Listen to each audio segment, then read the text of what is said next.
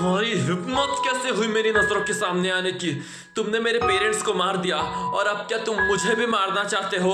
मैं मानता हूँ मुझसे बहुत बड़ी गलती हो गई।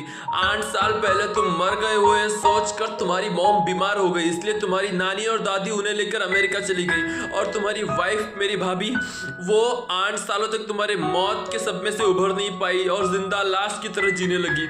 लेकिन मैं तुम्हारा बचपन का दोस्त होने के नाते तुम्हारी वाइफ का 8 सालों तक ध्यान रख रहा था। तुम्हारे परिवार के लोगों ने सारा बिजनेस टेक ओवर कर लिया, तुम्हारे वाइफ को एक शोकेस का शोपीस समझकर इस घर में रख लिया। उसके कुछ दिनों बाद मुझे पता चला कि मुझे बहुत ही बुरी बीमारी है जिसलिए मैं ज्यादा टाइम तक सर्वाइव नहीं कर पाऊंगा। डॉक्टर ने ऐसा मुझसे कहा कि मेरे रिकवर होने के चांसेस बहुत ही कम है।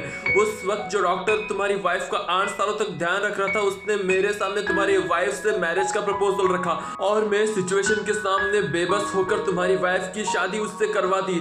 उस वक्त मैं ये नहीं जानता था कि वो तुम्हारा दुश्मन है। मैं जानता हूँ कि तुम्हारी वाइफ की शादी उससे करवाने का मेरा फैसला गलत था और मैं क्या जानता था कि वो इंसान नहीं हैवान है, तुम्हारा दुश्मन है। इसलिए तुमसे बदला लेने के लिए तुम्हारी वाइफ को टारगेट कर रहा था और तुम अचानक से वापस आकर तुमने मेरी उस अनजाने में हुई गलती की सजा मेरे पेरेंट्स को दी।